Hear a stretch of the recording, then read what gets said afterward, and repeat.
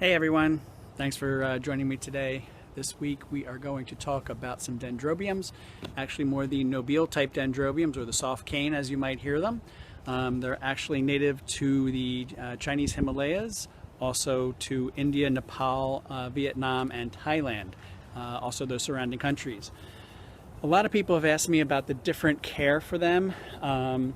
What I do is I grow them in full sun. Trying to come around here. It's a little overcast today. We have a storm in the area, so you can't really see. This is actually a south-facing wall of the house, so you can see actually they're all growing right over here, all in full sun, not having any problems with burn. First time I actually ever grew one was growing it in, here's another one here.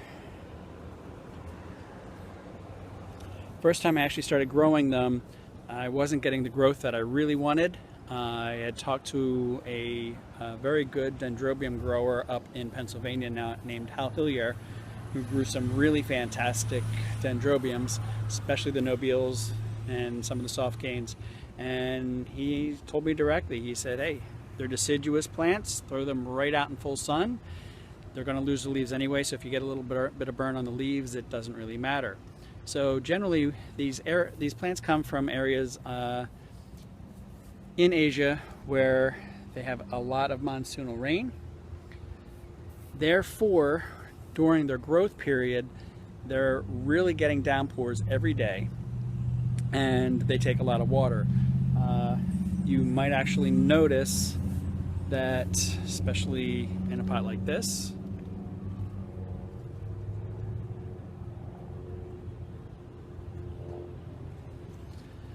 I grow mine in sphagnum moss, outside in the rain. Some people really are afraid of getting too much sun or too much water, but for me they do really well. The good thing is air movement. If they're growing outside like this, in South Florida we get a good breeze. We also get a lot of rain, so I have not had much of a problem in the way of rotting. The only time I did get any that rotted were when they were not getting enough sunlight. Any of the ones growing in full sun all day long, they just don't have a problem with rotting at all. Now, these are all hybrids. Nobile is in the background somewhere, but they also have other dendrobiums that are in there with it. One of the dendrobiums that I really like is this one right here, this really tall one that's in this Vanda basket. You can see the Vanda basket here. This plant is about 4.5 feet tall. That is Dendrobium pulchellum, not necessarily a nobile type or in the group of Dendrobium in the genus Dendrobium, but it is basically grown the same way. I keep that very wet in the growing period, a lot of fertilizer, and then really what I do is I'd say the end of September I stop fertilizing. The end of November, around Thanksgiving, I stop watering, and if it rains, they get a little bit of rain throughout the wintertime, but I don't give them any extra water at all during the winter season. If the canes start to dehydrate, then I will add just a little bit of water, maybe just run the hose right over it, but I'm not going to soak the plant until I actually see the flowers open. If they're just starting to bud up and you water them, they usually turn into kikis. You can see a couple kikis back here, and that's actually from watering before they actually produced flower buds. So here's another one that I got. It's a soft cane as well. That's Dendrobium ammonum. I got this from Max Orchids a couple years ago. It's producing really nice canes and is enjoying itself very wonderfully. The nice thing about these things, at least in South Florida, is because we have such a long growing season, I actually get 2 growths per year. So a lot of people actually say that they get 2 flowerings out of them. That's because of the 2 growth cycles. You have the first growth of the year, which will produce it earlier in the fall. You'll have the second growth later in the summer, which will actually be later in the spring. This dendrobium right here, you can see there's actually a little flower on it. It has decided it didn't know when it wanted to bloom, but that's blooming out of the top of the new cane. That's actually Dendrobium springbird kurashiki. That plant I actually got awarded this spring. It had over 700 flowers on it. It's in a 4-inch pot. Did really, really well. I was really surprised. Didn't think I was going to get an award on it. Came out pretty good. I'll post a picture of that in a couple minutes. Some of these canes, as you notice, they're kind of falling over. That's okay as long as they're growing. There's a fern in there that I got to really kind of get out of there. But generally what I'm going to do is, for the flowering season, once I start drying these off, I will actually pull the canes up and tie them in place. Once they're tied in place, then as the leaves start to flower or leaves start to fall off and then the plant starts to flower, then I'll be able to, the flowers will come in the directions that I want them to come into. If you notice, do you see that new growth? That new growth still has new leaves coming up. So that plant is actually not ready to be dried off.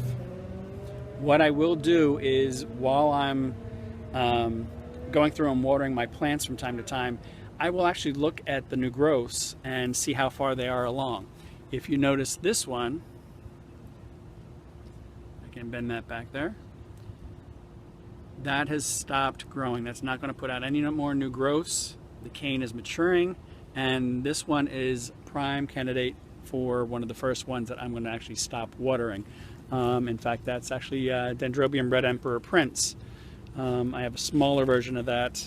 That was the main plant. This one came from a Kiki, and you can see that one also has a mature bulb on it now, and it's going to start maturing for the rest of the season.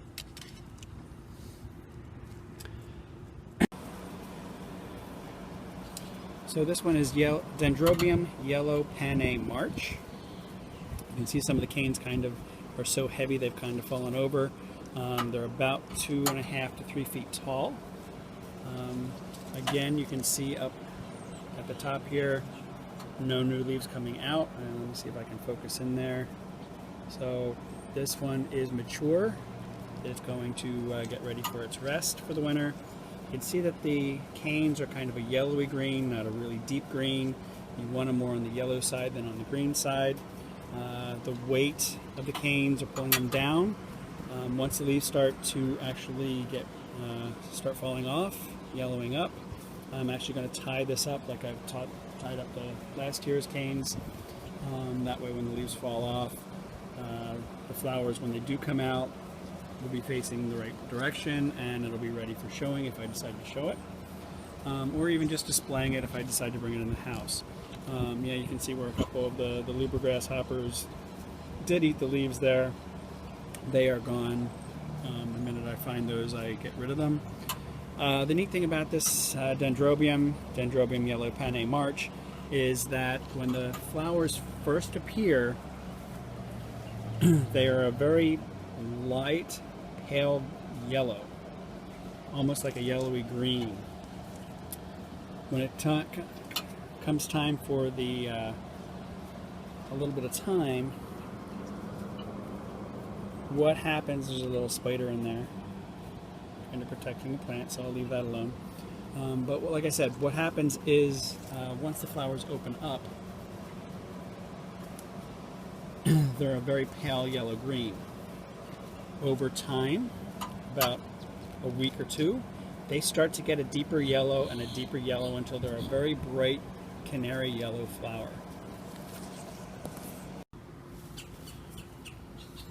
Many people are familiar with this dendrobium.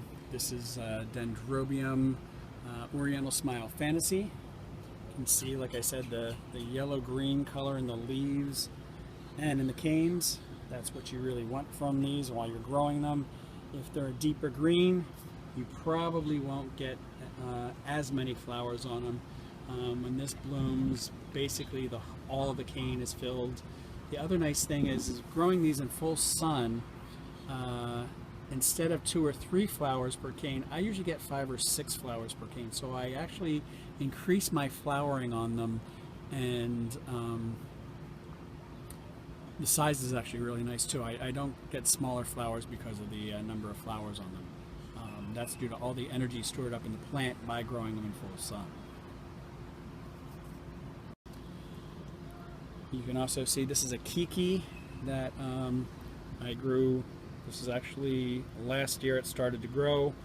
This year this kiki was mature enough that I could pull it off, pot it up, and this is, I guess, a 3.5 inch plastic pot with sphagnum. And that mature cane right there will probably flower this next spring. And this plant is Dendrobium Country Girl Warabuta. A very nice, robust plant. This plant has been at least doubling, if not tripling in size every year, so I can't wait to see this in bloom this year. I know in one of the displays, one of the shows last year, it was pulled and looked at for judging. I just don't think it had enough open flowers when it went in, but this year, looking at it, it's probably going to be fantastic when it does bloom. It's a really large plant. This dendrobium is Dendrobium Oriental Gem Midnight. Kind of looks like the Oriental Smile Fantasy, except it's a little bit darker in color, or deeper in color, than the Oriental Smile Fantasy.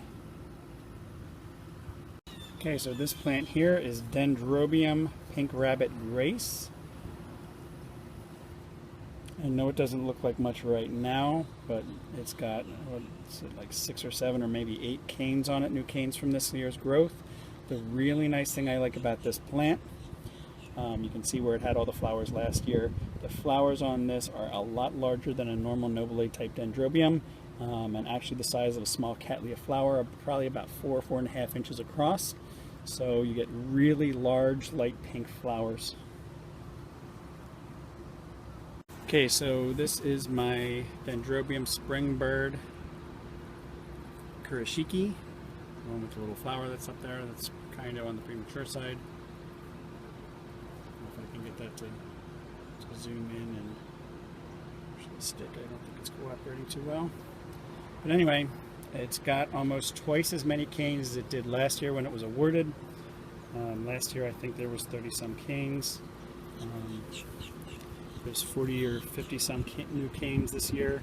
There's a new flower that's getting ready to come.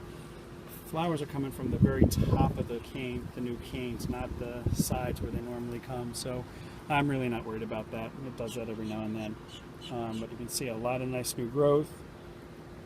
Sphagnum moss, there's a really nice root system in there. You can see it. There's also, aside from a couple of little weeds in there, there's still some new growths that are coming up. I don't worry about those either. By the time blooming starts next year, those will be mature. Like I said, fertilize until the end of September.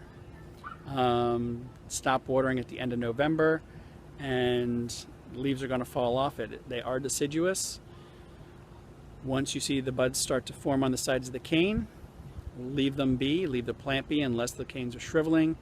Once you see the actual flower buds developing, then you can start watering again.